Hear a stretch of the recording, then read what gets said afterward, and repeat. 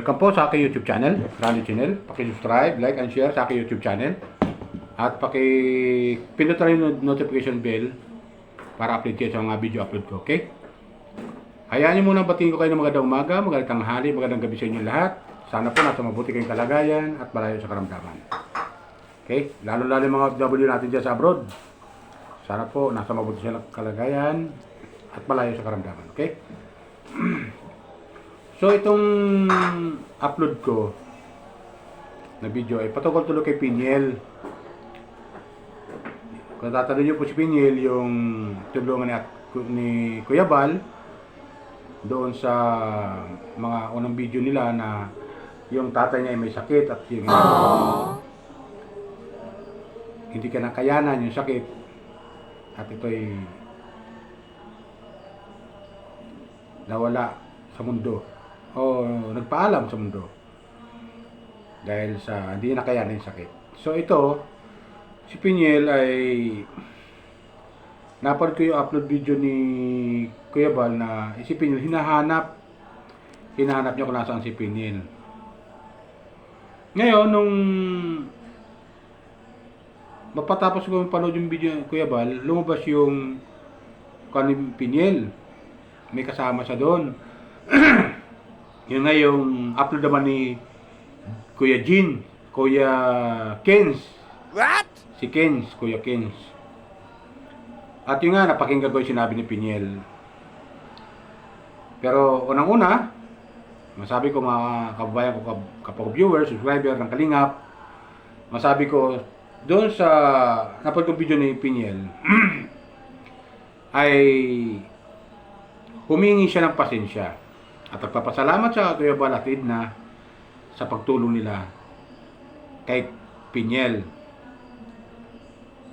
At doon sa napakinggan kong salita ni Piniel, yung sa revelasyon nga, pamagat ng revelasyon ni Piniel do kay Kuya Kins vlog, ay ayon kay Piniel, inamin niya na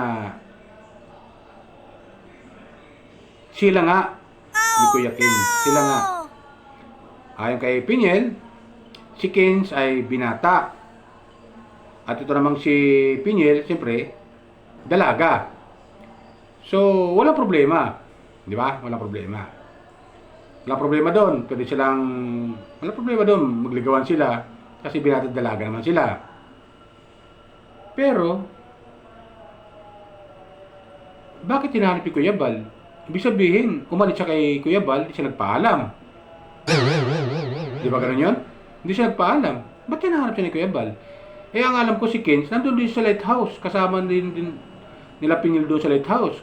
Nandun din si Ken sa lighthouse, di ba? Kasama nila doon. Pero, bakit hinahanap siya ni Kuya Bal? Eh, pinapapag-aral naman siya ni Kuya Bal. College na siya eh. Di ba? Mga viewers ko, subscriber ko. Pero ba't hinahanap siya ni Kuya Bal? Ibig sabihin lamang, kung hinahanap siya ni Kuya Bal, hindi siya nagpaalam ng maayos. Di ba ganun yan? What?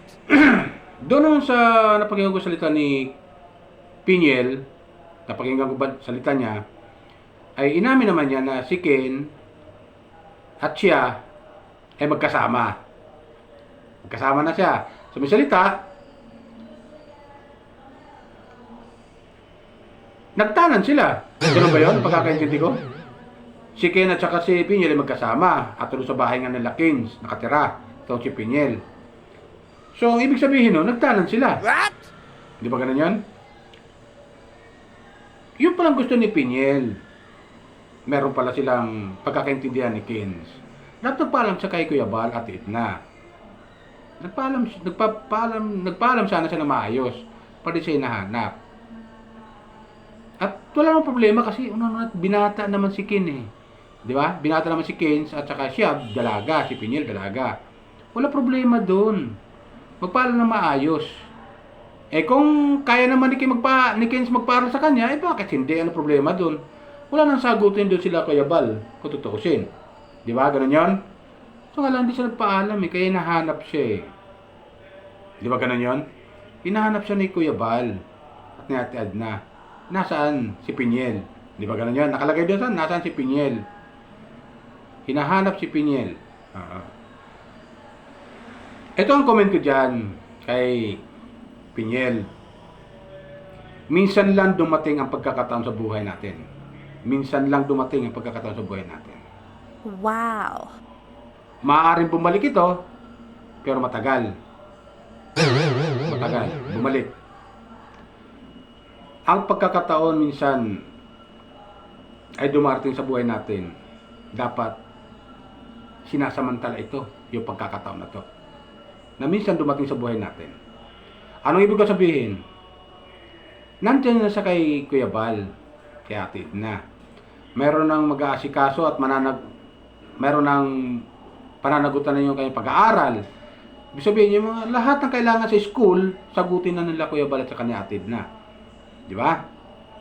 Bilang kinikilala niya ang pangalawang magulang. Pero, sayang Piniel. Sayang yung pagkakataon na dumating sa buhay mo. Oo, sa ngayon, masaya naman kayo ngayon ni Ken. So, wala naman kami tutol doon eh. Masaya naman kayo doon. Pero yung pagkakataon na makapag-aral ka at makapagtapos ka ng pag-aaral ay minsan lang dumating na mayroong sumasagot sa pagpapaaral. Minsan lang dumating sa buhay yan. Minsan lang dumating. Maraming mga bata na gusto mag-aral, gusto makapagtapos ng pag-aaral pero hindi binibigyan ng pagkakataon. Hindi binibigyan ng pagkakataon. Pero ito sa'yo, Piniel, ito ay paalala ko lang sa'yo. Itong pagkakataon na dumating sa buhay mo na sana makapagtapos ka ng pag-aaral sa pamamagitan ng Kuya Bal at Ate Edna, pagtutulong sa'yo, ay hindi na babalik yan. Hindi na babalik yan. Minsan lang yan dumating sa buhay mo. Tingnan natin, pasalamat tayo kung makakapagtapos ka ng pag-aaral mo. Eh, yan naman eh, yun naman pangarap talaga eh, na makapagtapos eh. Pero yung ginawa mo na hindi nagpaalam kala Kuya Bal at Edna, ay hindi maganda yan. Hindi maganda. Hindi maganda yan. Bawal yan! Kasi kung ikaw ay tapat diyan kala Kuya Bal at saka ni Ate Edna, pagbibigyan ka naman nila eh. Kung nagtapat ka lang, pagbibigyan ka naman nila. Bakit? Hindi. Sabihin mo lang, Kuya Bal, Ate Edna, kaya pagtatapat sana ako sa inyo. Nagkakaigihan ho kami ni Kens. Di ba gano'n yun kasimple? Nagkakaigihan ho kami ni Kens. Ngayon, pag sinabi, magbigay sila ng advice sila Kuya Bal at saka Ate Edna, advice yun nila. Pero kung susundin mo yung puso mo, wala sila magagawa dun eh.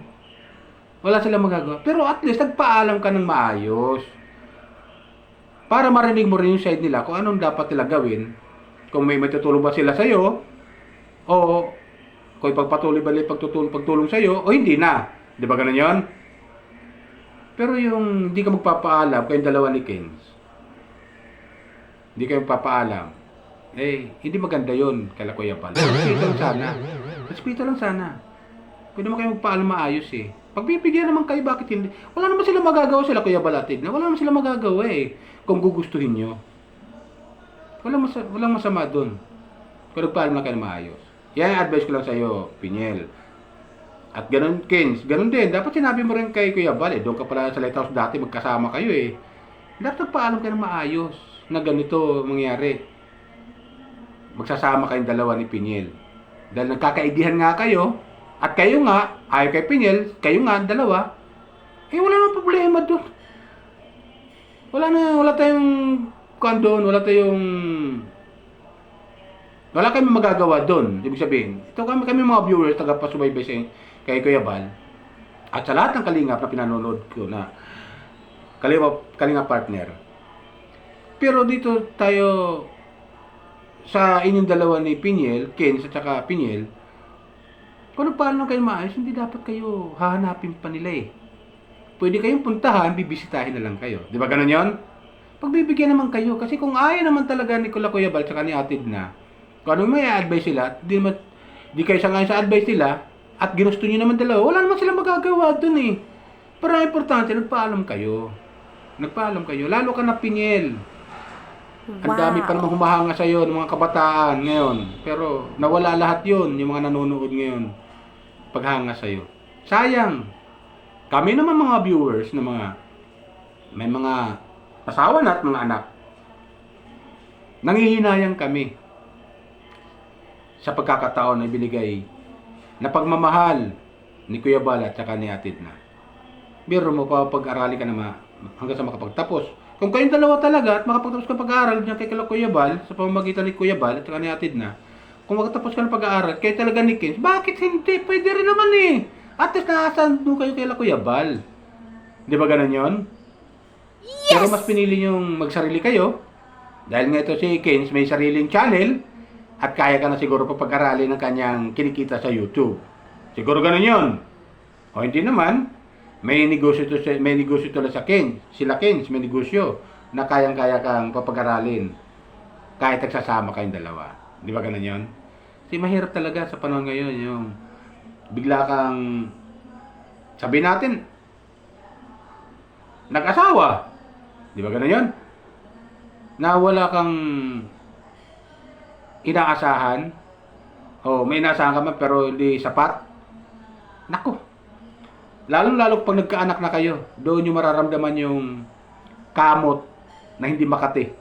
What? Totoo yan. Doon nyo mararamdaman kakamot kayo na hindi makati. Siyempre, priority na yung magkakaroon kayo ng anak.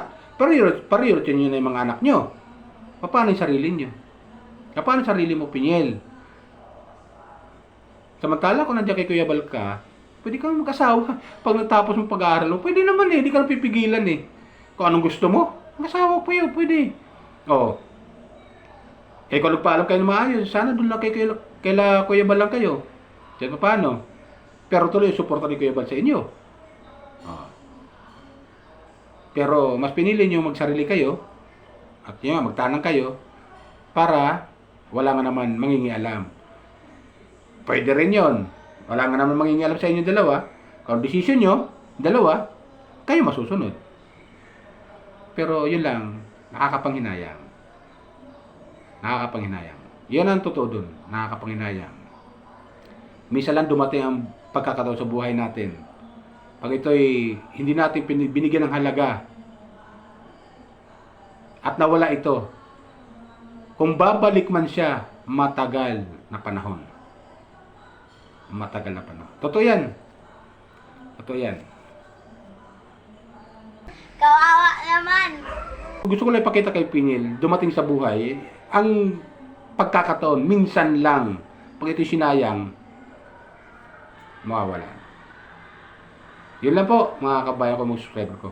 Kinunto ko lang yung karanasan ko, kasi sabi ko nga, ang pagkakataon, minsan lang dumating sa buhay. Pag ito'y pinakawalan, bumalik man siya, matagal. Ganun yun. Di ba? Yun lang po. Mga kabayan ko, baka meron pa hindi nakapag-subscribe sa aking YouTube channel, Randy Channel. Pag-subscribe, like, and share, and comment. Okay? Yun lang po. Bye! Ingat po tayo lagi. Pagpalain po tayo ng pumikapan.